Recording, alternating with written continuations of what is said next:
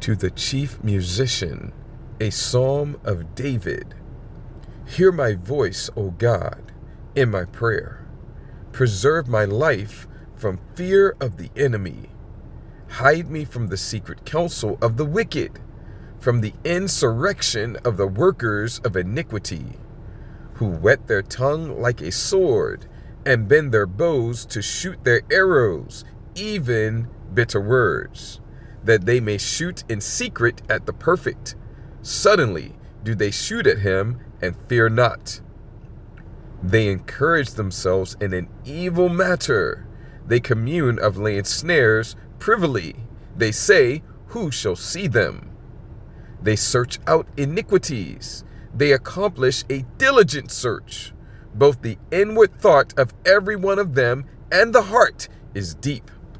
But God shall shoot at them with an arrow. Suddenly shall they be wounded.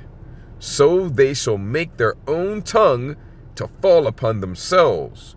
All that see them shall flee away, and all men shall fear and shall declare the work of God, for they shall wisely consider of his doing. The righteous shall be glad in Yahweh, and shall trust in him, and all the upright in heart shall glory. Barakati Yahweh, Barakati Yahweh Shai, Barakati Yahweh, Barakati Yahweh Shai, Barakati Yahweh, Barakati Yahweh Shai, Barakati Yahweh, Bahashem Yahweh Shai, Ba, Rachahakadash, Kol Tapa Arath, Hawad Wahaloyim, Rabatam Yatla, Allahayanawa, Yahweh, Bahashem Yahweh Shai, Ba, Rachahakadash. And what I just said in the Lashon Kodash being the ancient Paleo-Hebrew, or in other words, the true biblical Hebrew for holy tongue or language.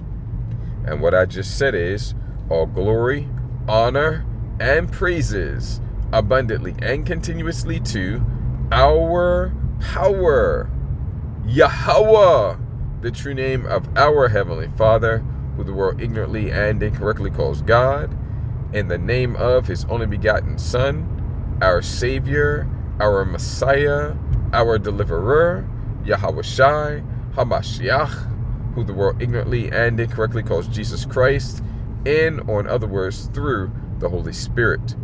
Double honors to the apostles and elders of Great Millstone. Much peace, love, and respect to the brothers teaching and pushing this truth out the four corners of the earth, to the hopeful elect, the 144,000 and the 1/3, as well as the rest of the elect scattered abroad amongst the heathen nations to the four corners of the earth, east, north, south, and west. To you I say, Shalom. This is your brother Ra'ib Tasadakwa coming back at you again, all through the spirit and power of Yahweh, by Hashem Yahweh Shai, with another lesson.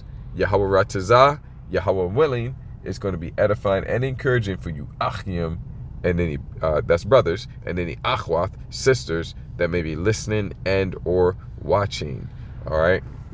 So the first thing I'm going to say is that this is an in transit, and I am on the road. So if there's any pauses, hesitations, or delays, you know why. I'm on the road, and I do appreciate your patience and your understanding in that regard. And I say Tawada in advance. Tawada being the ancient Paleo-Hebrew for thank you. I say Tawada in advance.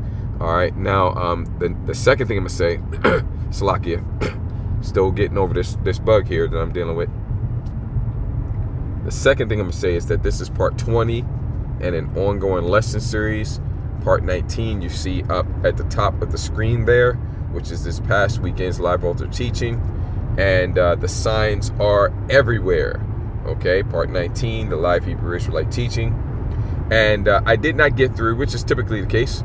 But I did not get through everything that I wanted to get through, and I don't want to wait and get back into it and continue it next live altar teaching. So we're gonna get it tonight.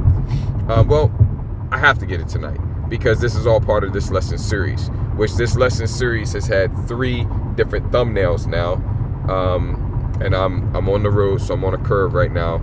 So just bear with me. I'm going to show them to you for anybody who's clicking on this one for the first time, so that you can see the whole entire lesson series. so that if the Spirit moves you to do so and you desire to do so, you can get the previous parts. Okay? But the main focus of this lesson series is the current war between the biblical Persians, and which are also identified in the scriptures as the Carmanians, and so there would be them, the Persians, the Carmanians, which is modern day Iran, against Babylon the Great, which is America, and the nation state of Israel, which are actually the biblical Edomites. Okay, and America, Babylon the Great, is controlled by Edom as well. Okay, all right. So the nation state of Israel is controlled by Edomites. America, Babylon the Great, is controlled by Edomites, but different tribes. Okay, the tribe of Esau, Edom, over there in the land of Israel, that's Amalek. Okay, you read about the Amalekites in the scriptures. That's them over there in the land. Okay, here in America, Babylon the Great, running the show here, different Edomites, different tribes. Okay, they're all one nation. Okay, you got different tribes over there of the Edomites in Russia, Gog Magog, Gog the land of Gog. Okay, those are Edomites as well as Edomites running and ruling Western Asia, which is also known as Asia Minor, which is called today by the West and only by the West. Okay, because the East doesn't call it this, but they call it the Middle East. Okay, the East calls it Western Asia. Okay, you hear anybody talking about over there, they're going to call it Western Asia. Okay, because that Middle East term is made up. All right, and it's made up to suit their purposes, and and whatnot. So that's the main focus of this, which is a very great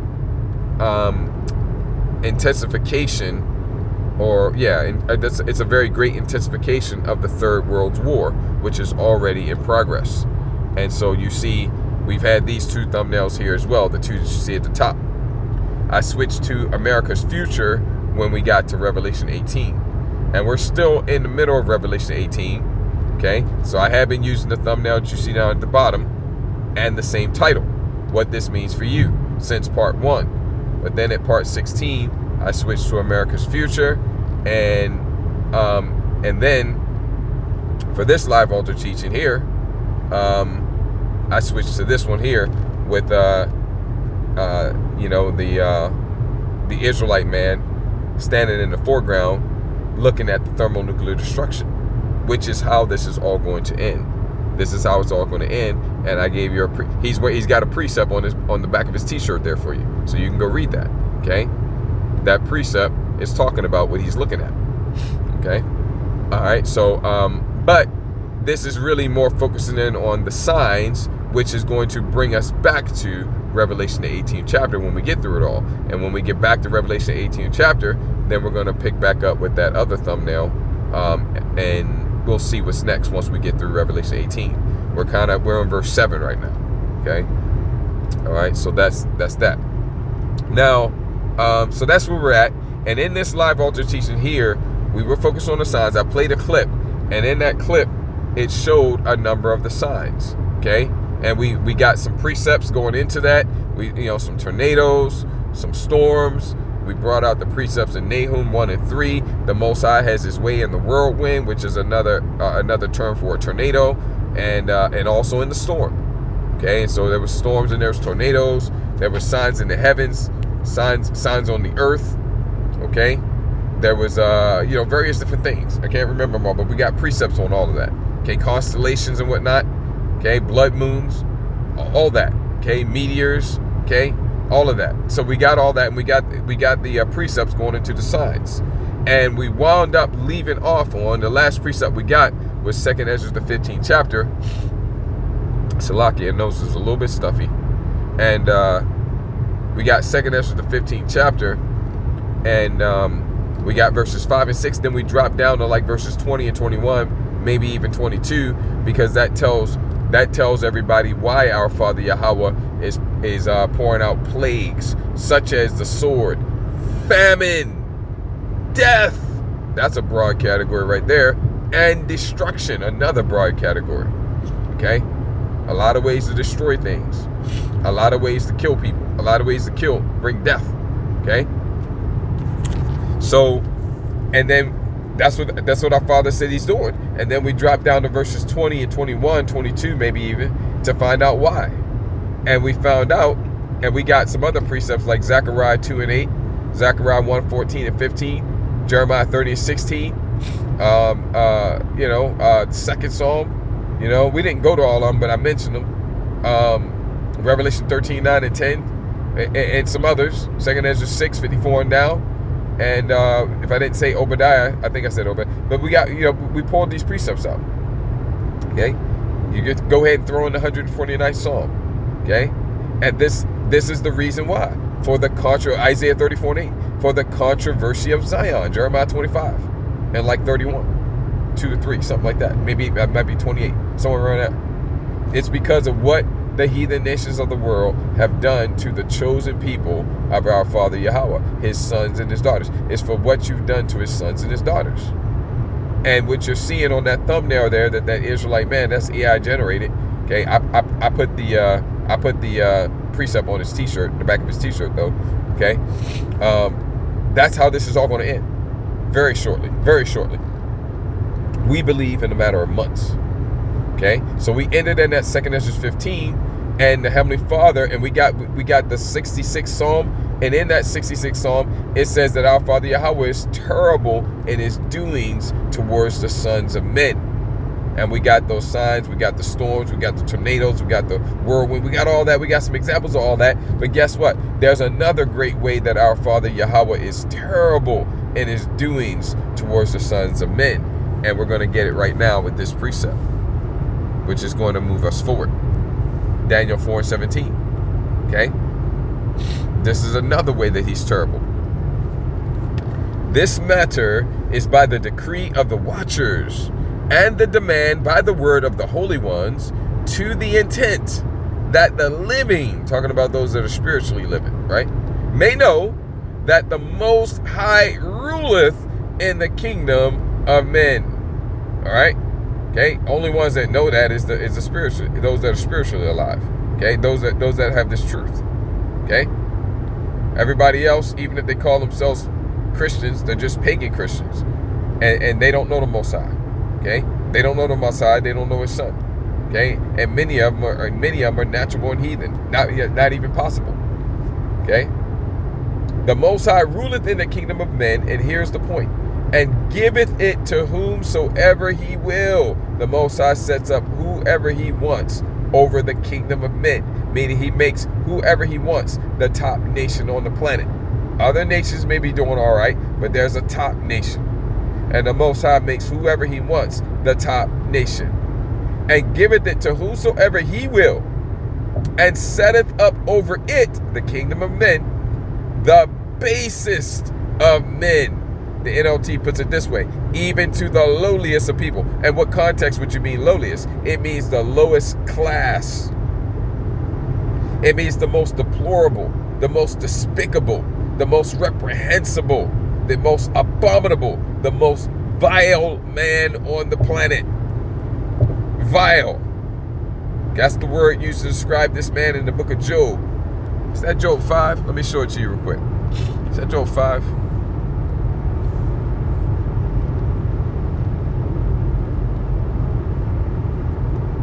Let me see here.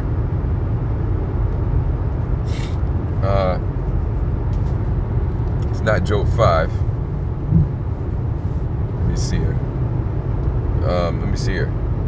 Let's look this up. This will bring it up.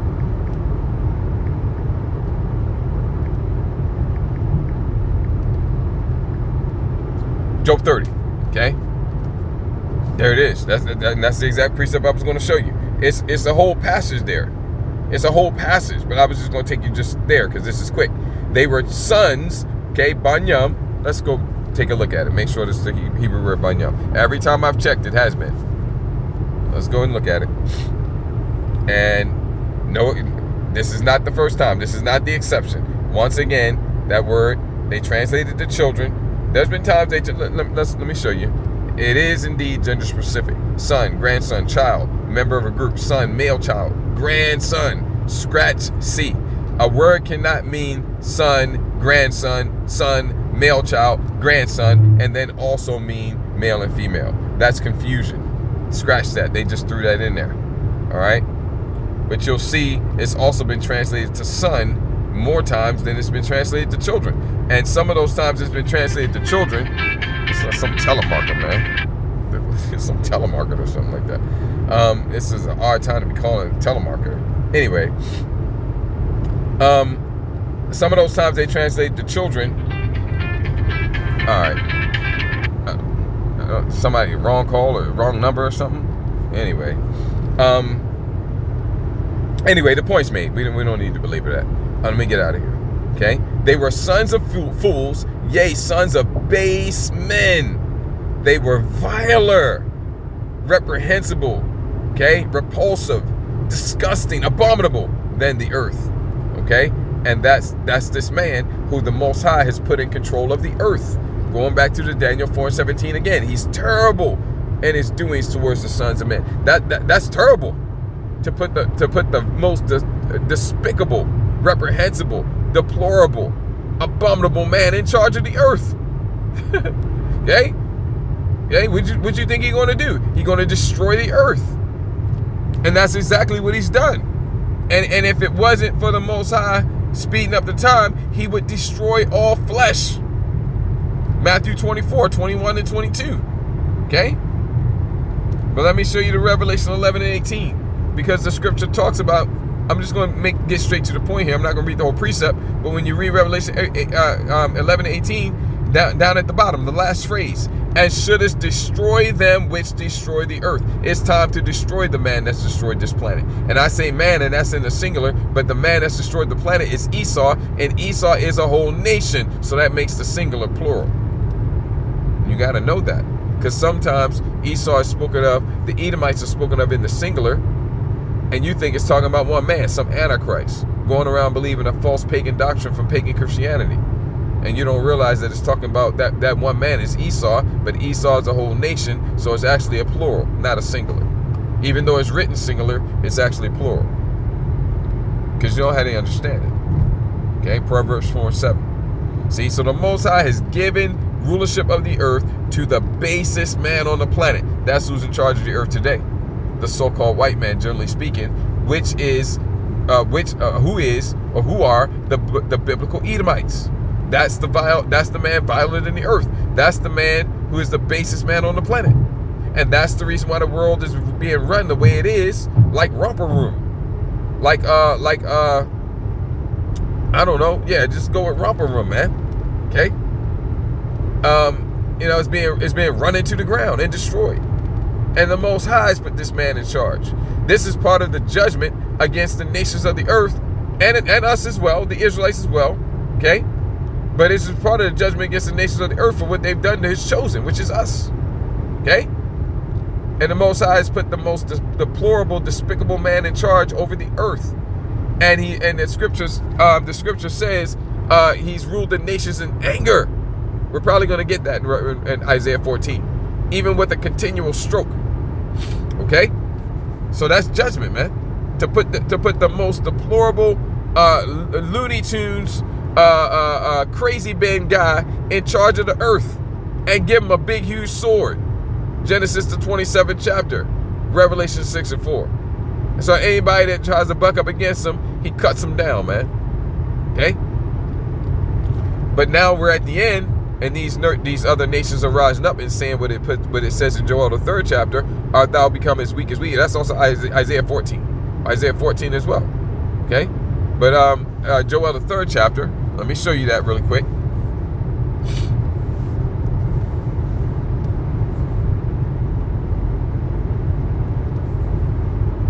Let me see here. The wording I gave you, that's in Isaiah 14. The wording here is let the weak say I am strong. Beat your plowshares into swords. Yeah. Hey, direct all your energy and your finances and your economy, all of that, into weapons manufacturing and building up your military. And your pruning hooks into spears. Same thing. Let the weak say I am strong. Right? And then you go to Isaiah 14, and that's where you'll find, art thou become as weak as we. Same idea, same sentiment. Okay?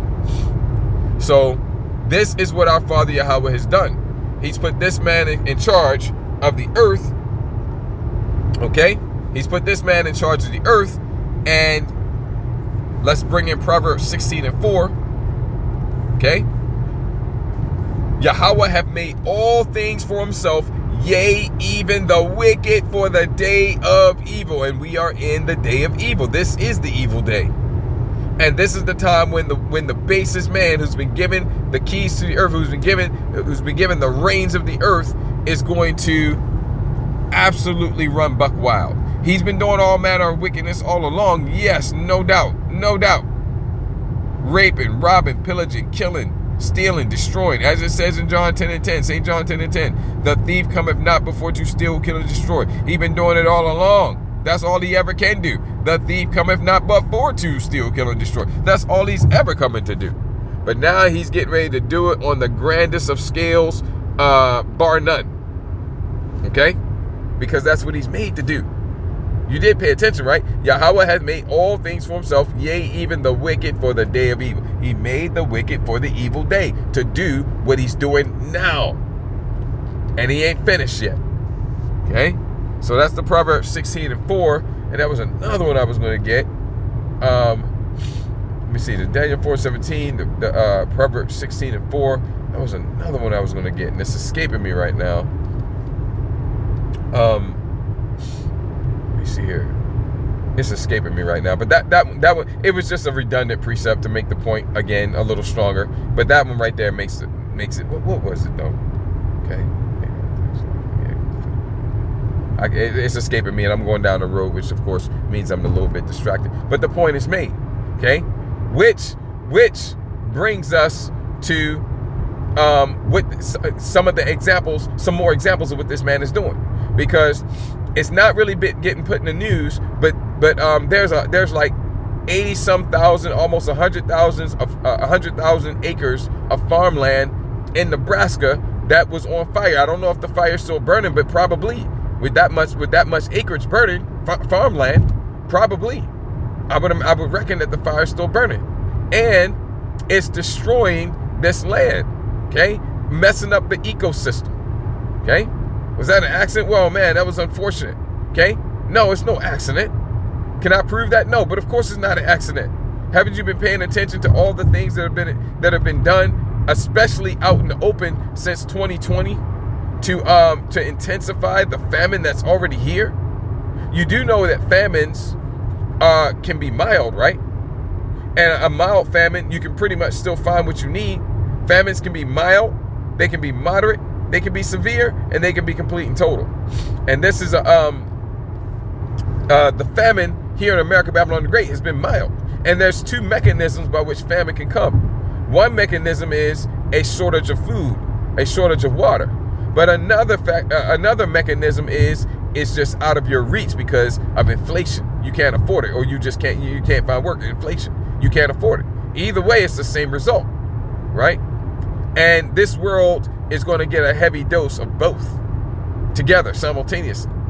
Okay? And there's been a lot of things done. I remember back during 2020, 2021, 2022, hearing about how whole crops were plowed under. Whole crops were left on the field to rot because of the lockdowns. Okay? I remember seeing things about how farmers were getting paid to put their cattle down. Okay, getting paid by the government to put their cattle down. Okay, all these things are going into famine, and of course, there's a lot of a lot of information also coming out about the artificial foods, man, artificial meats, artificial fish, artificial everything. Okay, so the point is that these fires in Nebraska, which you grow a lot of food there, the fires in Nebraska are further intensifying the famine that's already here and looming over America, Babylon the Great. It's mild to this point, but it's here, okay? And it's further intensified by that, and that's intentional. That's the other precept. Barakatha Yahweh B'Shem Shah. That's the other precept. Let's get it. It's intentional. 2nd Ezra 8:50. This is the other precept right here. For many, and when it says many, it means a great number. A great number, more than you think. Great. Take out great and put in extreme and severe. That's better. Miseries. That word's pretty good on its own. You don't need to do nothing with that. That word's pretty good. Miseries, not troubles, not inconveniences. Miseries. Many of them, a whole hell of a lot of them. Extreme and severe. Miseries shall be done, not happen, done. Somebody's doing them. Okay? Who's doing these miseries? Who's doing these great miseries? There's so many of them. Who's doing all these great miseries? Yahweh hath made all things for himself, yea, even the wicked for the day of evil.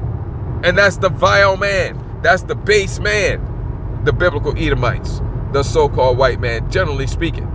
All whose lineage and heritage and bloodline through their fathers goes back to Esau, the Edomites.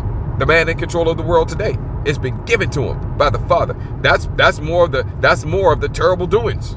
Okay? Nobody wants to be ruled by Esau. Well, everybody has been because they've been drunk. Okay? Jeremiah 51 and also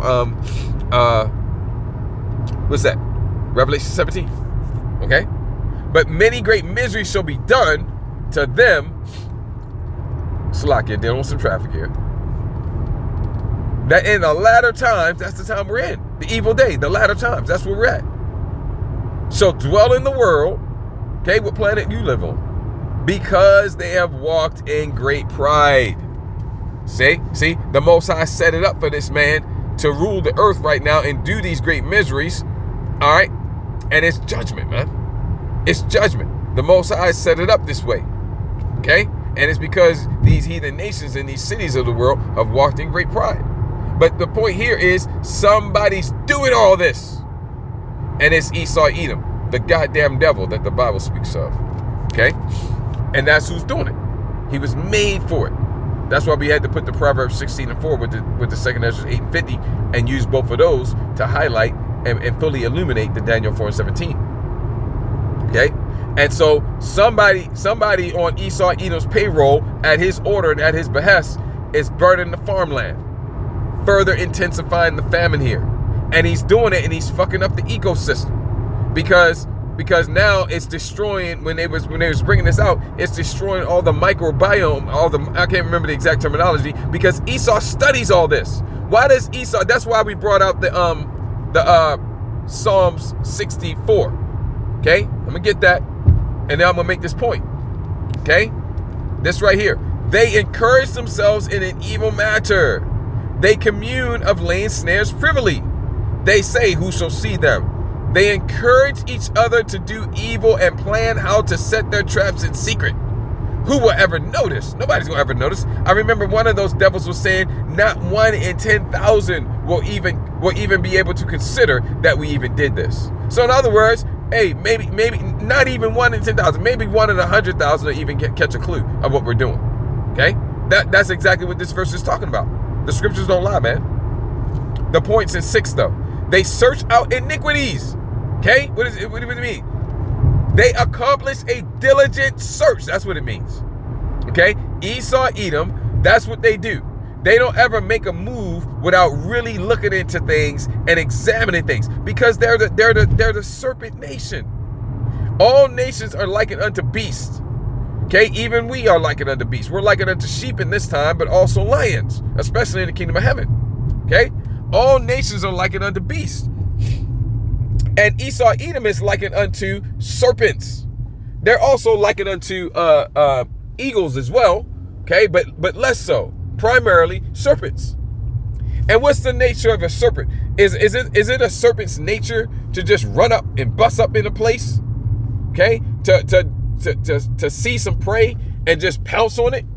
No, a serpent is subtle. A serpent is cunning. A serpent is deceptive. A serpent takes its time and slithers up close, tasting the air. And then when it knows that the time is right, then it strikes. And when it strikes fast. Okay? That's their nature.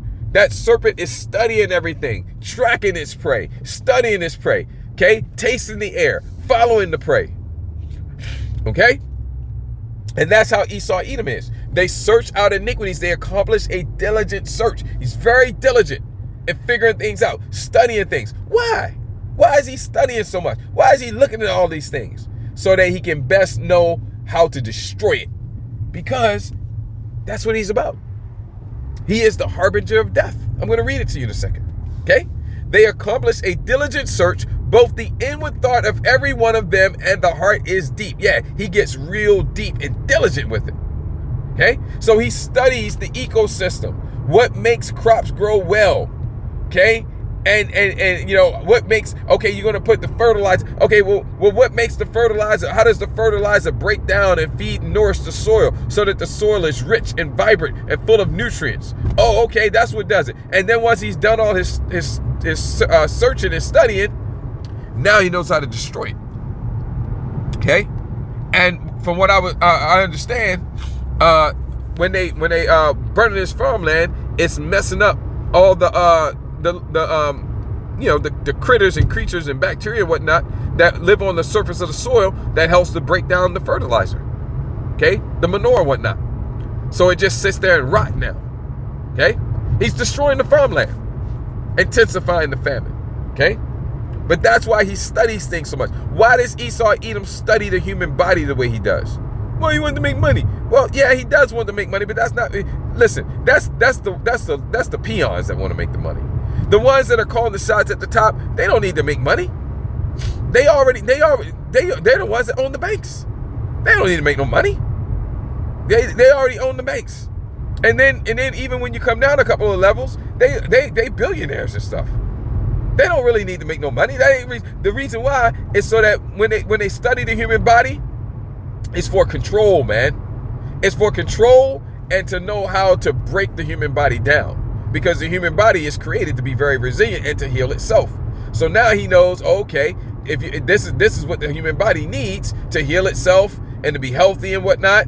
And if it doesn't have that, then this is going to occur, and it's going to have this problem, and you're not going to be able to heal as fast. You're going to get sick more often. And now he understands all that, and he uses that knowledge after he's completed the diligent search. He uses that knowledge to absolutely bring death and suffering and control. He utilizes it for control as well. Okay, that's why he studies the human the body the way he does. Okay.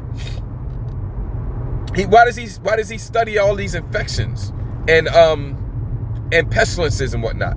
Okay, same thing. Why do they have a Center for Disease Control, as they call it? Why? Is it really a Center for Disease Control? Okay. What is it? It's Center for CDC. Yeah, Center for Disease Control. It's a Center for Disease Catalog.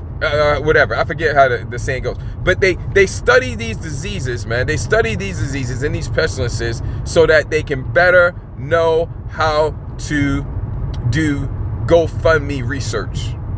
Why do they do such a diligent search on all these? So they can better know how to increase how infectious it is, increase how infectious it is, increase the mortality rate, and also increase the latency period. It's called GoFundMe research. I'm saying that to throw off the algorithm. They actually call it gain of, what's the function of that again? Yeah, okay, you should be able to figure it out. I say GoFundMe as a code term, okay? So they do that, so we're gonna study this so we know how to save lives, right? But they're studying it. They're doing their diligent search so that they can figure out how to tinker with it on a genetic level so that it's more contagious, more easy to spread, and that the mortality rate is higher. Oh, it only has like a 5% mortality rate. Let's see if we can get that up to, say, 95%. Okay? But wait a minute. When people get, okay, we did that. That's good and all. But when people get sick, they show symptoms like within 24 hours. They don't have time to spread it. We want it to spread before they show symptoms. That way more people get sick. Because if they get sick real fast, they start to show symptoms real fast, people stay home. They go to the doctor and they don't pass it on to others. So instead of, symptoms showing up in one day, We want symptoms to show up in like 7, 8, 9, 10 days, so people have plenty of time to go out and mix it up with everybody else, and they spread it to everybody else. So they do their GoFundMe research to increase the latency period, to make it the mortality rate, in other words, the percentage of people who die from it, as high as possible, and also to make it very easy to spread, much more contagious. This is why they do it. That's why they do it. Oh, and why they're doing that, they don't mind letting their peons who do their bidding profit a little bit. Yeah, sure, whatever. But that's the main reason why they do it. Okay? Why do they study the so that's pretty much the point's made. Ecosystem, infections, human body, and that's why they're burning. That's why they burning the farmland in Nebraska. But you ain't hearing about that. Okay? And so that takes us to Habakkuk 2. Okay, and I told you this man is the harbinger of death. Okay? Habakkuk 2, straight to the point. Let's get verse 5. Okay? Yea, also, because he, this is talking about Esau Edom, transgresseth by wine. That's his doctrines, his philosophies, and his ideals. Okay? Everything this man stands for. He's transgressing. It's a transgression. It's wicked. Okay, he's the vile man, viler than the earth, the basest of men, and it ain't close. Okay, the next most base nation is much better than him, much better than him. It's not even close. Okay, so everything that he stands for, everything he pushes, everything he promotes, that's his wine, and it's a transgression. Neither keepeth at home. Yeah, his home is Mount Seir. And if you wanted to say he had a second home, it would be the Caucasus Mountains. That's why they're called Caucasians, right? But he ain't there. He ain't in either one of those places. He's everywhere else. Okay? Micah 2 and 2. But that's why it says, neither keepeth at home. Okay? And even when he does have a home that he's raped, robbed, and pillaged now, he don't stay there either. He's got the whole earth. Okay?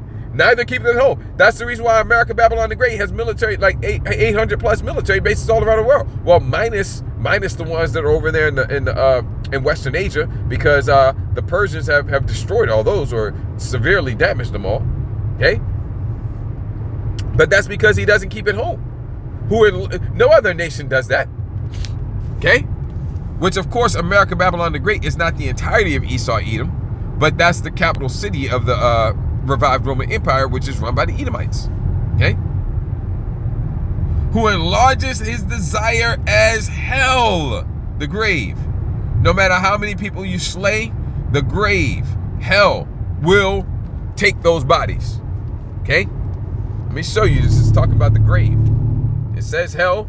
All right, and you've been lied to, so all you can think about is this place where you burn forever and ever and ever and ever. That place doesn't exist. It's a cleverly devised fable. Okay, let's get hell. Here it is, and I'm gonna show you here. Okay, my memory, if my Hebrew is correct, my Hebrew is good here. The correct pronunciation will be Shawal. Shawal. Okay. But you see here, it's been translated to grave just as many times as to hell. And they put grave first. Okay? The most prominent applicable definition is put first, and the second most, second, third, and so on and so forth. Okay? So they very fittingly have grave first. Okay? And you know, it can also go into pit, right? And you find a lot of garbage here as well. The underworld, okay? The hell is the grave, whether literally the grave or metaphorically the grave, okay? If it's metaphorically the grave, then you can say it's a condition playing out here on earth, a low and miserable condition, and you got degrees to that. It can be very low and miserable, or it can be low and miserable, but you know it could get worse. It could be worse, right? But still low and miserable though. It's hell. Okay? And I saw under the sun, the book of Ecclesiastes, the place of judgment. The place of judgment is under the sun. Okay? And so that's the metaphoric grave. Okay? Man, this isn't living. This isn't living. Right. Because what you're saying is that you're in the grave. Metaphorically speaking, you're dead. Man, this isn't living. All I'm doing is catching hell. People talk like that, and rightly so. Man, I'm in heaven. I'm in heaven, man. Oh, man, I got the promotion. My business is doing great. I met the one woman of my dreams, you know. You need to get some better dreams. Anyway, you know, I'm in heaven, man. Right. They mean that everything's going well for them. They don't mean literal heaven. They mean metaphoric heaven. Okay? So this is the metaphoric grave. And then you have a literal grave, which is simply the ground, the earth, the grave, the earth, the ground. And if you want a precept on the metaphoric, you will go to Jonah, the 2nd chapter, verse 2. Start at 1, get 1 and 2. That's a good precept to show you the metaphoric grave. Okay? He called it hell there. But remember, that word for hell has also been translated to grave. Okay? And then if you want a precept on the literal grave, go to Amos 9 and I want to say 3. I'll show it to you.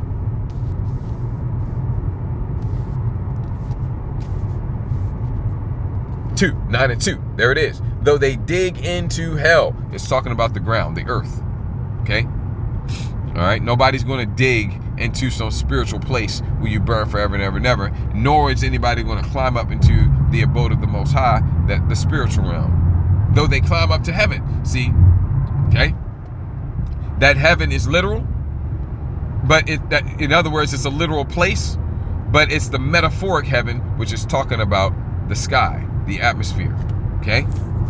So that's the metaphoric heaven, which is a literal place, which is the sky or the atmosphere. And that hell there, though they dig into hell, that's a literal place as well. That's the literal hell, the literal grave, which is the ground, the earth. So there you go. So now back over here, okay? Who enlarges his desire as hell. Yeah, there's a man on the planet who is insatiable. It doesn't matter how much he has. He wants more. It doesn't matter how much money, how much power, how much anything. He wants more. He's insatiable. He enlarges his desire as hell. Just like the grave, the ground, no matter how many people are buried there, it'll take them all. The grave's never going to burp and say, man, that's enough. I had enough. I'm good. Okay, stop. You know, say when. Okay, the grave's never going to say that. And neither will this man ever say he had enough. Neither will this man ever say he has enough. Even though he has more than anybody could ever do with in multiples of lifetimes. He can't even use it. He ain't living long enough to even use it all, enjoy it all. But he still wants more. That's what this is saying. But here's the point here's the part we came for. And is as death. He is equated and compared to death. This man is the harbinger of death. That's the reason why he'll burn farmland, order cattle to be slaughtered, order farmers, or pay farmers rather, to just leave their crops on the field to rot and then plow it under when people are starving, people are hungry, food prices are going up and up and up, yet he's paying farmers to just plow their fields under or order them to do so. And this is the reason why. Because he is the harbinger of death. This man is as death. Remember, he was created for the evil day. Somebody's doing those great miseries we read about in 2 Ezra 8 and 50. This is that man. This is the guy. This is the guy. This is the guy. This is the guy. This is that guy. Esau, Edom, the so-called white man, generally speaking. Okay? He is as death and cannot be satisfied, but gathereth unto him, how many?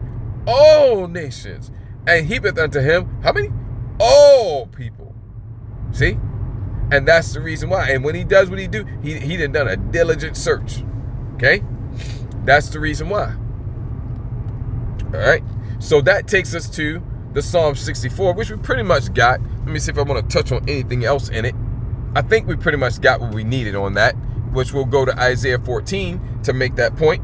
And then 2 Ezra 11, and we'll probably wrap it there for tonight. This isn't in transit. All right. So let's just take a look at that Psalm 64 one more time. And I'll just highlight that again. Let me see anything else I want to highlight here. This is all good. Okay. And this is a good prayer, to pray to the Most High to hide us from the secret counsel of the wicked. He shoots at us. This is what it means to be a slanderer. Okay. with his bitter words, slandering. Okay, that's what it literally means to be the devil, a devil, diabolos in the Greek, slanderer, false accuser, calumniator. That's what it means. This is what the devil do. Okay, that they may shoot in secret at the perfect. The perfect is talking about the elect of the nation of Israel. Okay, but yeah. Okay, the main point I came here for was verse 6. They search out iniquities. Yeah, they search it out. They come up with wicked, evil, devious plans. That's what it means to search it out. And when they search it out, they accomplish a diligent search. He's very meticulous in this, just like a serpent would be stalking its prey. And he don't strike until he's good and goddamn ready. Okay, you don't mind. Esau will take his time. Okay, both the inward thought of every one of them and the heart is deep. Okay, yeah, his wickedness is very deep. His wickedness doesn't know any bounds. He was made for this. Okay, which takes us to the Isaiah 14. A couple of precepts to really drive that point home, and we'll probably wrap it there. And when we get done with that, that brings us back to the third woe, which takes us back to Revelation 18. Okay, but we're not going to go straight back to Revelation 18. We're going to touch on Revelation 20. We're going to touch on Revelation 11, and then we're going to get back into Revelation 18. Okay, but tonight we're just going to get this Isaiah 14 to drive this point home a little further, and go to 2nd Ezra 11 to drive the point home a little bit more, and we're probably going to wrap it there for tonight. So Isaiah 14. Okay, this is the man in control of the planet today, and this is why everything is the way that it is, and ultimately this is why this man has driven the world to World War III. That's why we're in World War III. Okay, and that's why we gotta make a pit stop on the way back to Revelation 18. We gotta make a pit stop in Revelation 20 and 7. But Isaiah 14, okay, there it is right there. Let's get 5 and 6 and you know, we can get 7, but we're gonna stop there. We don't need 7, but it's right there. Yahweh have broken the staff of the wicked. Staff is something you lean on, something you depend on. Okay, something that's going to hold you up. And the scepter of the rulers. Scepter goes into rulership, right? Scepter of the rulers. He who smote the people. People, nations, families, nations. The families, nations, peoples of the planet. Okay, that's what it's talking about. Okay? He who smote the people in wrath. This is Esau Edom, the man who's running the world today. Proverbs 29 and 2. Okay? Okay? That's all he's ever done. Even when you thought he wasn't. That's what he was doing. He was lining you up. He was positioning you. Again, he's a serpent. Okay? You thought he was doing you some good. You thought he was benefiting you. No, he was fattening you up for the kill. Okay? He will smote the people in wrath with a continual stroke. Never let up. Never let up. This is the devil we talking about here. He that ruled the nations, He that ruled the nations with wisdom. He that ruled the nations beneficially. Okay? With compassion. He that ruled the nations in anger. Here's the good part though. Is persecuted and none hindereth. This is the time we're in. The whole earth is at rest. This is coming in the kingdom of heaven, which is nigh at hand. And it's quiet. Not yet though. Coming soon. Okay? Okay, and it's going to be enjoyable for us first. Hey, the heathen nations, the other heathen nations, not Esau though, but the other heathen nations, you're going to have to wait 1,000 years to get your rest. Okay? And your rest is going to be being ruled over by us in righteousness. After being ruled over by the Edomites in great, complete, and total wickedness with a continual stroke in anger, you're finally going to get ruled over by the righteous, which is us, the Israelites. And that's going to be your rest. And that's what it's talking about here. And it goes on to verse 8 and 9, and it drives that point home, but we're not going to get all that because we ain't come for that. The whole earth is at rest in the kingdom of heaven. And it's quiet. They break forth into singing. Okay? Yeah, so now that's after the first 1,000 years, because the first 1,000 years, you got to pay for the controversy of Zion. And that's Esau Edom too, and they're going to get it the worst. But after that first 1,000 years, you other heathen nations are going to be shown mercy, and as long as you keep the laws, commandments, and statutes, and continue to give us the best of everything you got, things are going to go really well for you from that point. Serving us. You're going to serve us for all eternity. That's what you're made for. That's your whole purpose. Okay? Thus saith the scriptures. Okay? 2nd Psalm. 8th verse. Okay? Revelation 2, 26, 27. Okay? 2nd Ezra 6, 54 and down. A lot of the same precepts I give you all the time. Okay? So after that first 1,000 years, you will be in love with the new management. Okay? Because it's going to be really good to be ruled over by us, the Israelites, in righteousness. It's going to be better than you imagine. Right? Literally. You're going to be kicking your own asses for giving us a hard time and for not just coming and bowing down at our feet long ago. Because it's going to be so good being our servants. Slaves. It will be nice to you then. We'll call you servants. But it's slaves. It's slavery to the Israelites for all eternity. All right? Paying that tribute. Making sure you keep the laws, commandments, and statutes. All right? We're going to domesticate you heathen for the kingdom of heaven. All right? And then you're going to be good. Okay? But not the Edomites, though. After they pay their 1,000 years for the controversy of Zion, worse than any other nation by far, then they get done away with. Okay? So before we go over to 2nd Ezra 11, to build on what it says here, he who smote the people in wrath with a continual stroke. He that ruled the nations in anger, that's the focus. That's what we came for. Before we go to 2nd Ezra 11 to further that point, and we'll wrap up there, okay? Since I said that the Edomites don't get that rest that all the other nations get, that's what this is saying. The whole earth is at rest and it's quiet. They break forth into singing, but not them. But not them though. Okay? All right? That's why it's talking about in verse 9. Hell from beneath is moved for thee to meet, yet they're coming. But what's going to happen to the Edomites though? Okay? Prepare slaughter for his sons. Daughters are going to get it too though. For the iniquity of their fathers, because they are their fathers. Reincarnation is biblical, in case you didn't know. That they do not rise, nor possess the land, nor fill the face of the world with cities. Esau, Edom's the one done that. For I will rise up against them, saith Yahweh of hosts, and cut off from Babylon, that's America, the name and remnant, and son and nephew, saith Yahweh. That means no men left alive. And if there's no men left alive, that nation is finished. Put this with Obadiah, only one chapter, the 18th verse. It's more explicit over there. Okay? And there's other precepts too, like Malachi 4 and 1. All right? So now let's get that 2nd Ezra 11. We're going to wrap this up. 2nd Ezra 11. And now this is talking about the ancient Roman Empire. Okay? However, we're living in the revived Roman Empire. All right? And you think they're going to do anything different? You know they're not. We just read it. Okay?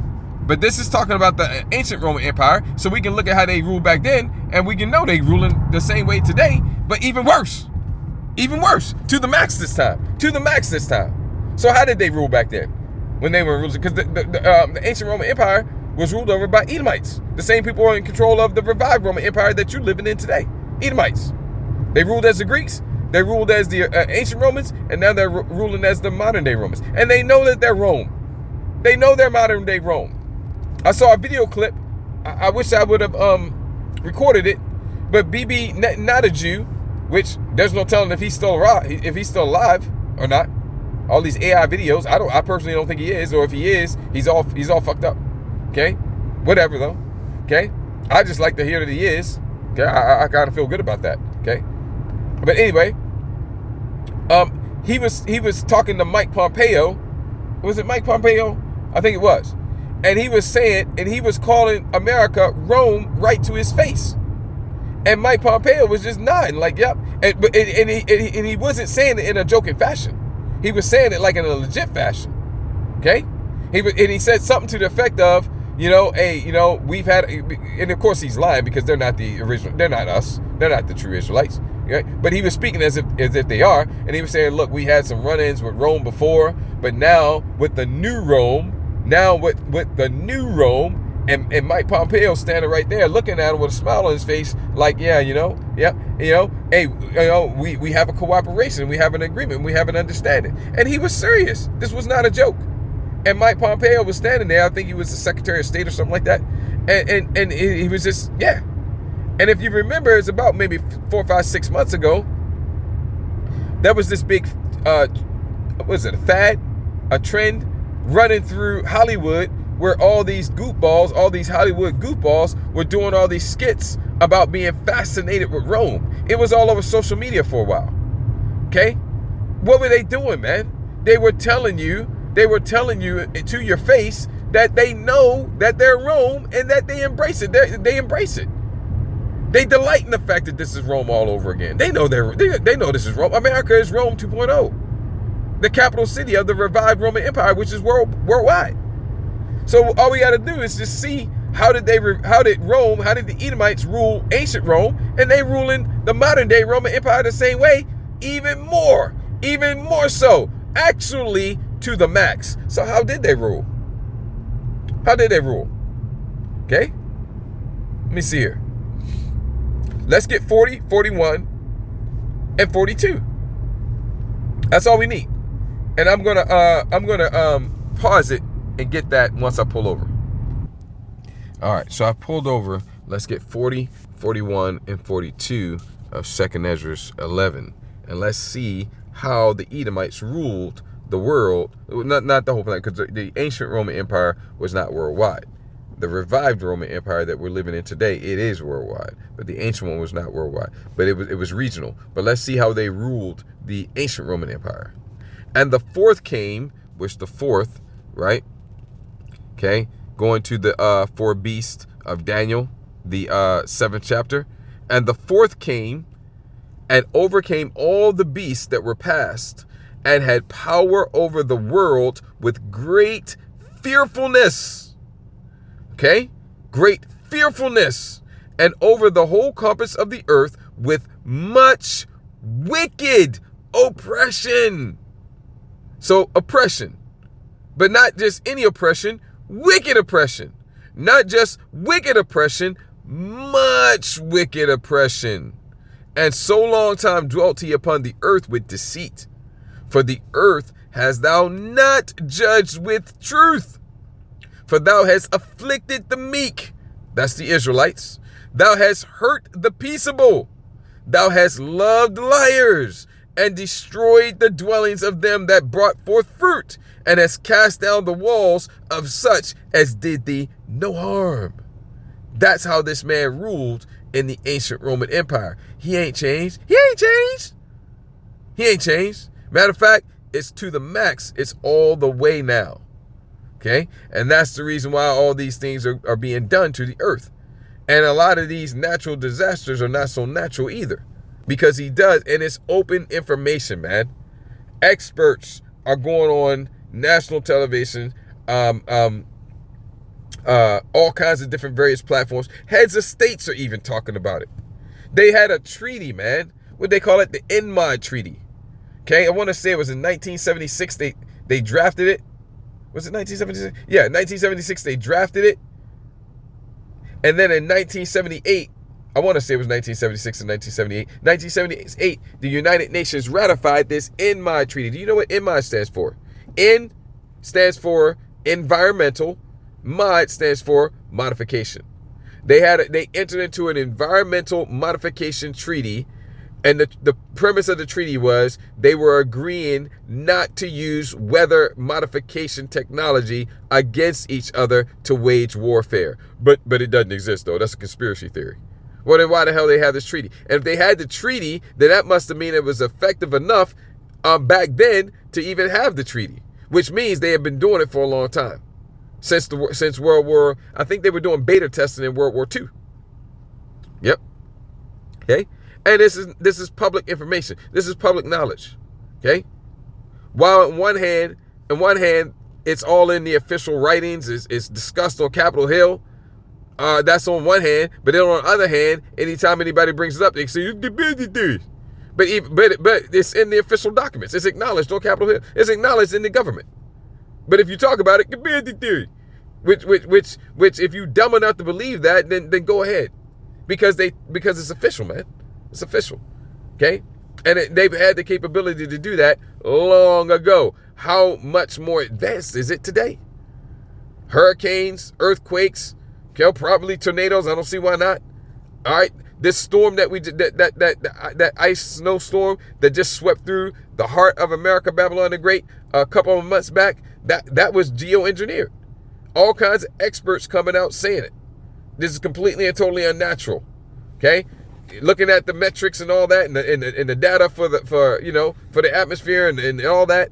I'm not up on the on the terminology, but looking at all that, this is completely and totally unnatural. This is 100% geoengineered storm. Experts coming out saying that, multiples of them. Damn near got to the point where it's like no point saying it anymore. Obviously now, everybody's saying it. Okay, this is the type of thing that this man does, taking us back to 2 Ezra 8:50. Okay, many great miseries shall be done to them that in the latter times dwell upon the earth, because they have walked in great pride. That's the man we in. And look, then that brings us to one of the greatest things that he's going to do. Okay, which is bring the whole world to World War III, which will end just like that thumbnail you see there.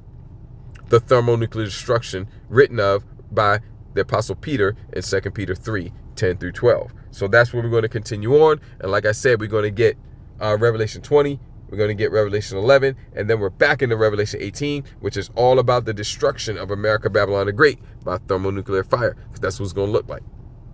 Just like you see on that thumbnail. All right.